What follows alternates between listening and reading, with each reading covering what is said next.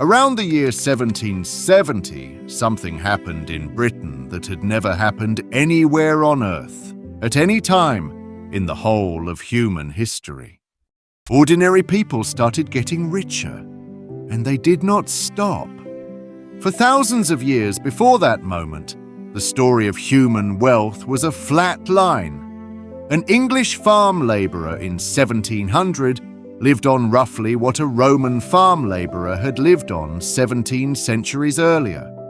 Kings grew rich, empires rose and fell, but the ordinary person's share of the world stayed brutally, permanently the same. Economists call it the Malthusian trap. Whenever life improved, populations grew, and the gains were eaten, literally, within a generation. Then, in the space of about 80 years, one damp island off the coast of Europe broke the trap. Output per person began to climb, and it never came back down. The line that had been flat for all of recorded history turned upward, and it is still climbing today in almost every country on Earth because of what happened first in Britain. This is the story of the Industrial Revolution, but not the version with the memorized list of inventions. This is the story of the money machine underneath it, where the capital came from, who paid for the factories, why it happened in Britain and not France or China, and what it cost the first generation who lived through it. Because the spinning jenny did not build modern wealth. The machine that financed the spinning jenny did. Start with the question that historians have argued about for 2 centuries. Why Britain? In 1700, Britain was not the obvious candidate. China was richer overall. France had 3 times the population. The Dutch had better banks. India produced the world's finest textiles. If you had asked a betting man in 1700 where the future of wealth lay, Britain would have been an outside chance at best. But Britain had assembled, mostly by accident, a very specific set of parts, and the machine only works when every part is present at once. The first part was cheap energy sitting under the ground. Britain had coal, vast amounts of it, close to the surface, close to rivers, close to ports. And because British forests had been cut down for centuries, wood was expensive, which forced the country onto coal early. By 1700, Britain was already mining more coal than the rest of the world combined. Energy that had once been rationed by the growth of trees was now dug up by the ton. The second part was expensive labor. This sounds like a disadvantage. It was the opposite. British wages were among the highest in the world, roughly double those in France. And when workers are expensive and energy is cheap, every businessman faces the same arithmetic. Replace the worker with a machine that burns the energy. In China and India, where labor cost almost nothing, a machine that did the work of 5 men was pointless. The 5 men were cheaper. In Britain, that same machine was a fortune waiting to be collected. High wages did not prevent industrialization. High wages caused it. The third part, and this is the one the school versions skip, was the money machinery. Invention is worthless without capital, and by 1750, Britain had quietly built the most sophisticated system on Earth for moving money from the people who had it to the people who could use it. At the top sat the Bank of England, founded in 1694, not to serve the public, but to fund a war. King William needed £1.2 million to rebuild the navy, and a syndicate of London merchants offered a deal. They would lend the government the money permanently in exchange for the right to found a bank and issue notes against the debt.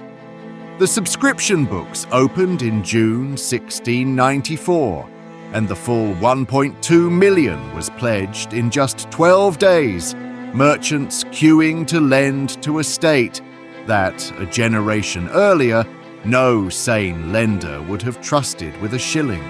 The price was 8% interest, guaranteed by Parliament itself. The national debt and the National Bank were born in the same transaction, and between them they gave Britain something no rival possessed: the ability to borrow enormous sums, cheaply for decades at a time, because lenders trusted, after 1694, that Parliament would always honour the debt. And Parliament did, through every war of the next century, without a single default, even as the debt swelled to more than double the entire annual output of the economy by the end of the Napoleonic Wars. Compare France, where the Crown partially defaulted on its creditors again and again across the 18th century, tearing up its own paper whenever the arithmetic became inconvenient. French savers learned to hide their gold. British savers learned something entirely different. They learned to invest it. That trust trickled downward through the whole economy. Country banks multiplied from a dozen in 1750 to hundreds by 1800, taking in the savings of farmers and merchants and lending them to mill owners 50 miles away. Interest rates, which had been 10% in Elizabethan England, fell to 4 and 5%. Cheap money is quiet history. No one paints a picture of a falling interest rate. But every mill, every canal, every blast furnace of the coming revolution was built on borrowed money, and it was only buildable because borrowing had become cheap. And here is a detail the textbooks love to skip. A striking share of that banking web was built by one small religious sect. The Quakers were barred from the universities, barred from Parliament, barred from most of public life for their faith, so they went into trade, and they traded with a reputation for scrupulous honesty that became, quite literally, bankable. Lloyds Bank began in 1765 as a partnership between a Quaker iron dealer and a Birmingham button maker. Barclays grew from Quaker goldsmiths in Lombard Street. The Derby family, who will re-enter this story shortly to solve the iron problem, were Quakers too. In an age before credit ratings, a network of families who audited each other's conduct at their own meetings and expelled members who failed to pay their debts, functioned as a private financial system. Persecution had accidentally manufactured the most trustworthy bankers in Europe. The fourth part was the rule that made lending safe, property rights that actually held. After 1688, Parliament, a parliament full of landowners and merchants, controlled the crown, and no king could seize a fortune, tear up a contract, or default on a whim ever again. It is very hard to overstate what that single difference compounds into over 100 years.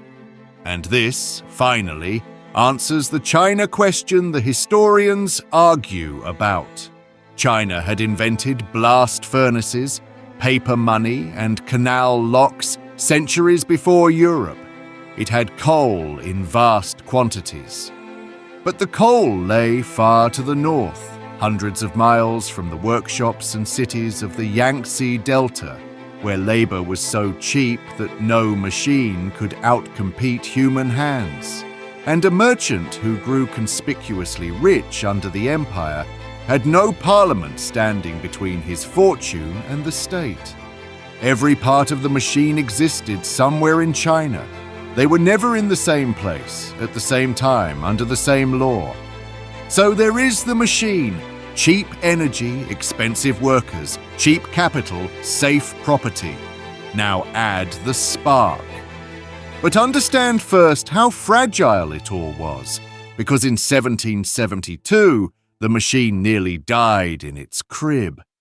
That June, A London banker named Alexander Fordyce, who had been secretly gambling his bank's money against East India stock, lost everything and fled to France. His bank fell. The panic spread north and toppled the Ayr Bank of Scotland, an aggressive young lender that had flooded the Scottish economy with easy credit, and when it collapsed, it took a swathe of private banks down with it. Credit froze across Britain. Adam Smith himself dissected the wreckage in The Wealth of Nations. Businesses that had never touched a speculative share found their loans called in. The crisis even reached the mighty East India Company, which had to be rescued by the government, a story with consequences of its own that we tell elsewhere on this channel. Yet here is the remarkable thing. The system bent and did not break.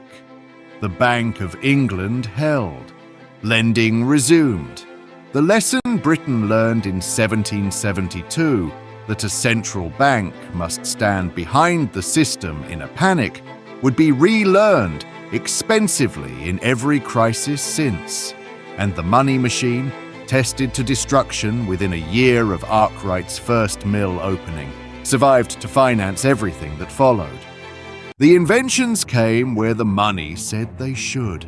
The first modern factory industry was cotton, not because cotton was noble, but because the arithmetic was irresistible. Indian hand-spun cotton dominated the world, and a British spinner took 200 hours to spin a pound of thread by hand.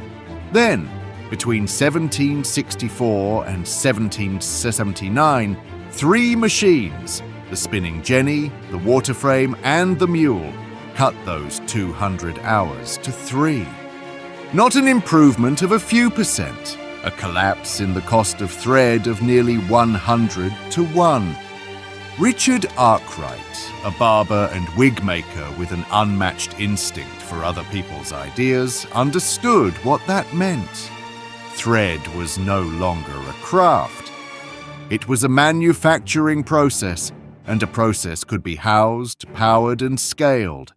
In 1771, at Cromford in Derbyshire, he built the thing the modern world descends from, a 5-storey water-powered mill running day and night, 300 workers in shifts, machines that never slept.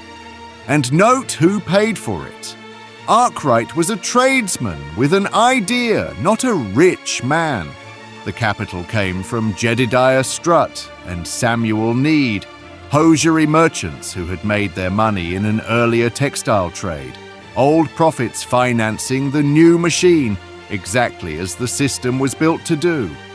Arkwright fought for years to control his patents, and in 1785, the courts stripped them away entirely.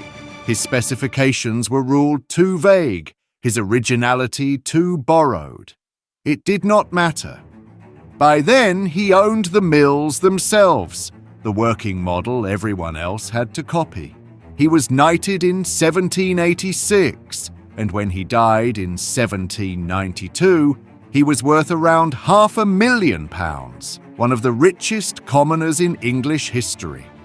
Every factory on Earth today is a descendant of Cromford. But hold the two fates of the cotton machines side by side, because they teach the era's coldest lesson. Samuel Crompton, a Boulton weaver's son, spent 5 years building the machine that beat them all, the spinning mule, a hybrid of the jenny and the water frame that spun thread finer and stronger than either. It became the workhorse of the entire industry.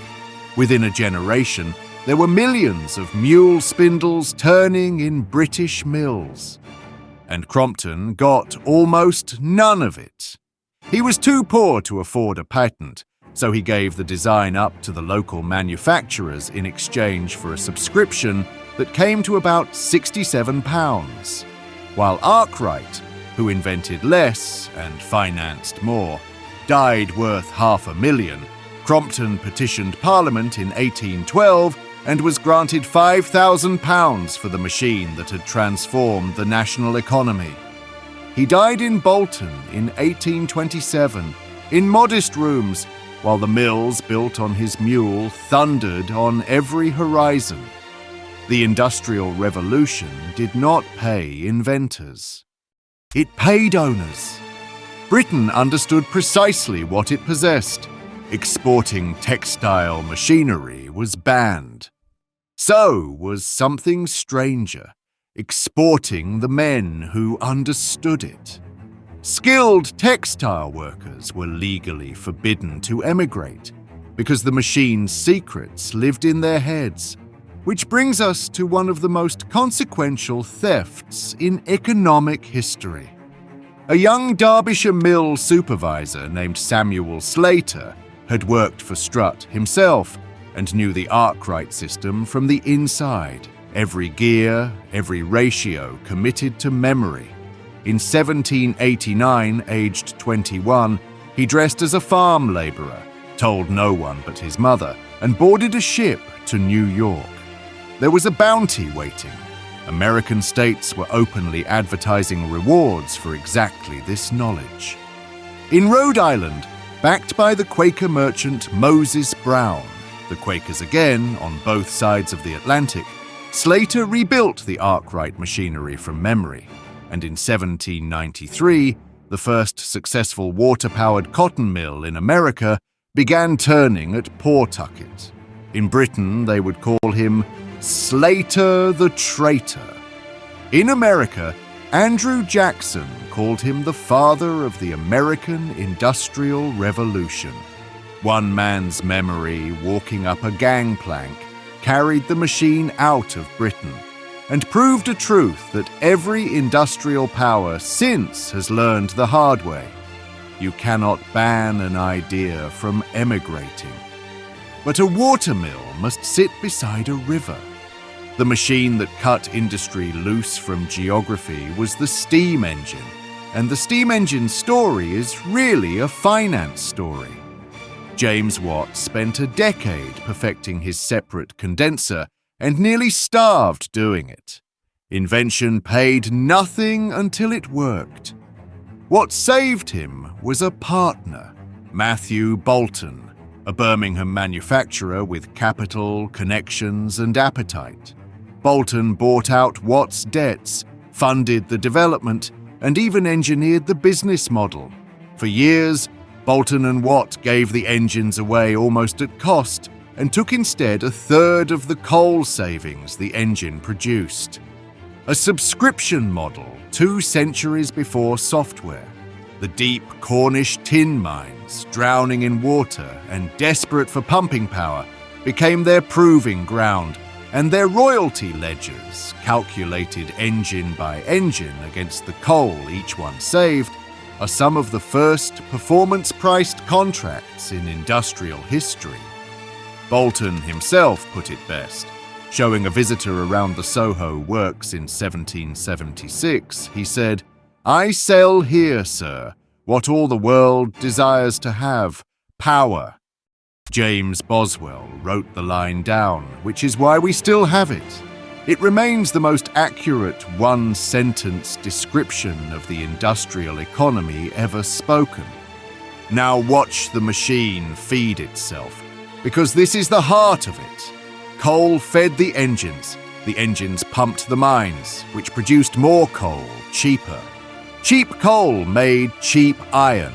Once Abraham Darby learned to smelt with coked coal instead of scarce charcoal at Coalbrookdale, and Henry Court's puddling process of 1784 made wrought iron by the ton, British iron output rose roughly 100-fold in a century and a quarter, from some 25,000 tons a year in the 1720s to over 2 million by 1850. In 1779, the Derby Works threw a bridge of pure cast iron across the Severn Gorge, the first in the world, still standing today, less a piece of infrastructure than an advertisement. Look what the new material can do. Cheap iron built more engines, more machines, more rails. Every output was another process's input. Every saving financed the next investment. For the first time in history, growth was not eating itself. It compounded. The theory arrived in the same decade as the practice. In 1776, the year of Boulton's boast, Adam Smith published The Wealth of Nations and opened it with a pin factory. One man working alone might make 20 pins a day, but 10 men dividing the work between them made 48,000. Division of labor, specialization, the market as a machine for coordinating strangers. Smith was describing, in theory, exactly what Cromford and Soho were proving in brick and iron 100 miles north of his publisher. And the capital kept pace. Canals, the arteries of the first phase, were funded by a new invention, shares sold to the ordinary public. The Duke of Bridgewater's canal roughly halved the price of coal in Manchester, and the country went canal mad. In the early 1790s, Parliament authorised over 50 new canal companies in barely 4 years, their shares bought by farmers and clergymen and widows in Britain's first popular investment boom. Josiah Wedgwood, the potter, was a canal promoter before he was a household name. He wanted his fragile goods off the pack horses and onto smooth water, so he helped finance the waterway himself, cut its first sod, and built his new factory on its bank. That is the pattern of the whole era in one man. The industrialist and the investor were the same person, and the infrastructure was private money solving a private problem in public view. But an investing public is a combustible thing, and in 1825 the money machine caught fire a second time. The wars were over, interest on safe government debt had sunk, and a nation of savers went looking for something, anything, that paid more. What they found was the first great emerging markets bubble, bonds for the new republics of South America, shares in Anglo-American mining ventures floated on little more than a prospectus and a map. The frenzy reached its perfect, absurd summit in a Scottish adventurer named Gregor MacGregor, who sold London investors the bonds of Poyai, a Central American country that did not exist. He invented its government, printed its currency, published a guidebook to its capital city. Settlers actually sailed. Most of them died on an empty shore. When the bubble burst in December 1825, it nearly took the entire banking system with it. A major London house stopped payment. The panic raced outward down every correspondent chain, and dozens of country banks, the same web that financed the mills, failed in weeks. The Bank of England's gold drained to the point of crisis, and by the account of its own directors, part of what stopped the collapse was almost farcical. A reserve of unissued £1 notes found in the vaults and rushed into circulation to give the public something, anything, to hold instead of demanding gold that was no longer there. And once again, the machine bent without breaking and was rebuilt stronger. Parliament answered 1825 by legalising joint stock banks outside London, replacing fragile six-partner country banks with institutions big enough to survive a panic. And in 1844, the Bank Charter Act chained the note issue to gold itself. Each crisis taught the system another rule. That is worth noticing. The British money machine was not designed. It was debugged, panic by panic, over a century and a half, into the thing the whole world eventually copied. Then, in the 1840s, the railways repeated the trick at 10 times the scale. In the railway mania, Britain invested more private money in 2 decades than the entire cost of the Napoleonic Wars, nearly all of it raised from ordinary savers through the London and provincial exchanges. That mania is a story of its own, a bubble bigger than most people realize, and we tell it properly in another video. No state plan. No royal decree. Millions of private decisions channeled through the money machinery built the century before. You can watch the whole transformation in a single city. In the early 1770s, when Arkwright was raising Cromford, Manchester was a market town of about 25,000 people. By 1851, it held over 300,000, a 12-fold explosion in a single long lifetime, and the world had started calling it Cottonopolis. Its exchange, where the cotton men met to trade, grew into one of the largest trading floors on earth. The prices agreed their set wages in Bombay and picking schedules in Alabama. A town that had been nothing particular in 1770 was, 80 years later, quoting the price of the world's clothing. No city had ever grown like that before. Every industrial boom town since, Chicago, Osaka, Shenzhen, has been a repeat of Manchester. By 1850, the results were beyond anything in human experience. Britain, with 2% of the world's population, was producing half the world's iron, half its cotton cloth, and 2/3 of its coal.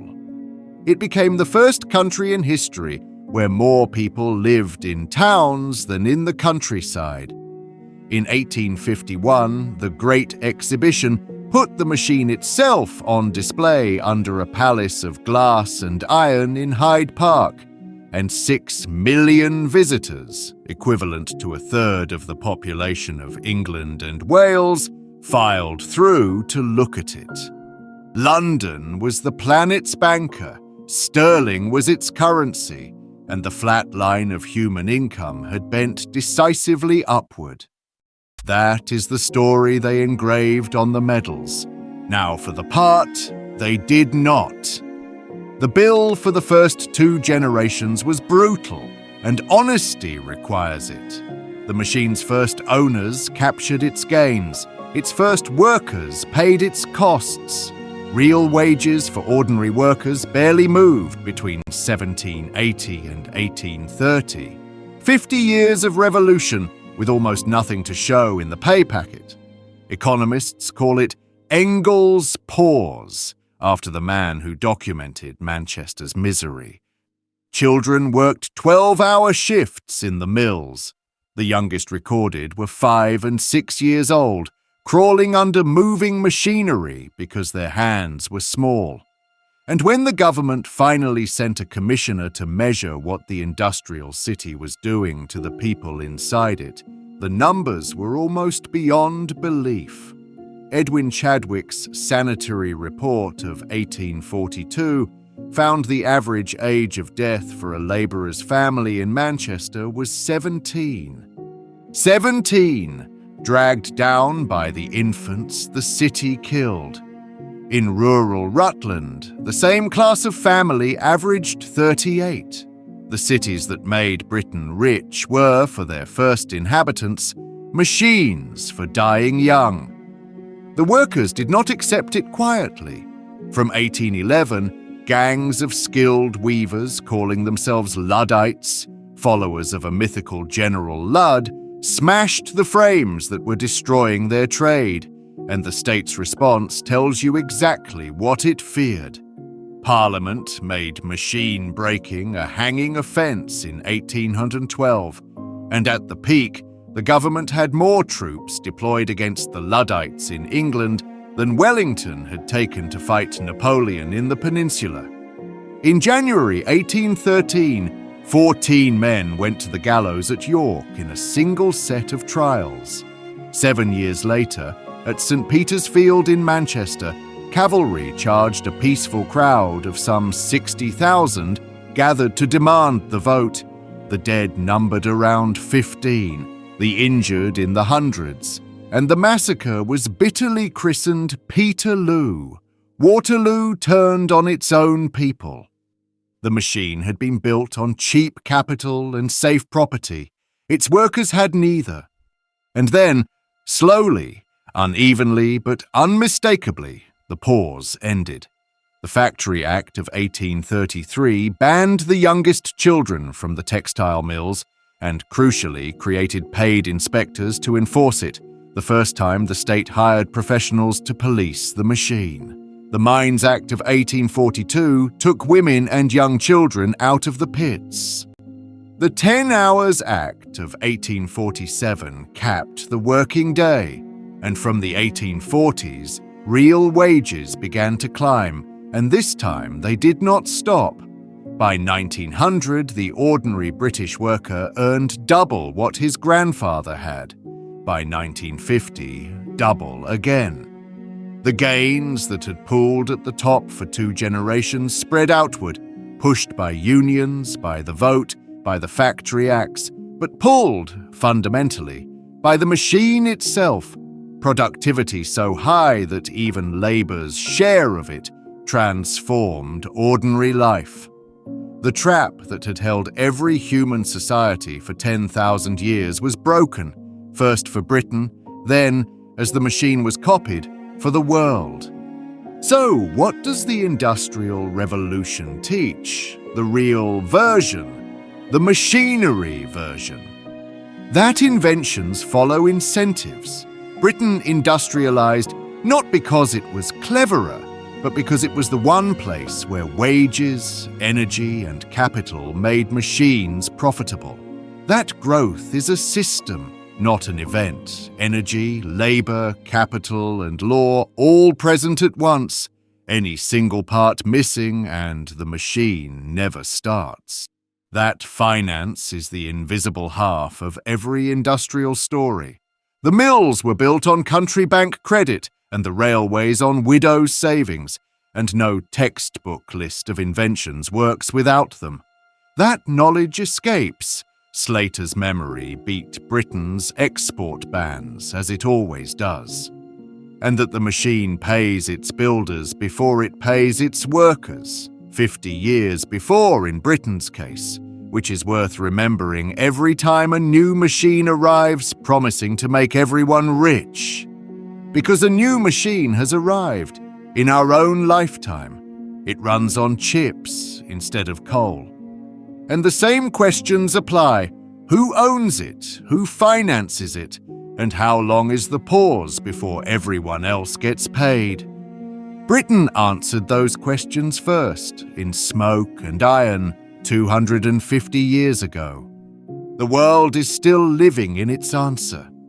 Sources for this account include the Bank of England's founding charter and subscription records, Edwin Chadwick's 1842 report on the sanitary condition of the labouring population, parliamentary papers on the Factory and Mines Acts, James Boswell's record of his 1776 visit to Soho, Adam Smith's Wealth of Nations, the Wage and Price series compiled by economic historians, and the business records of Boulton and Watt and the Cromford Mill.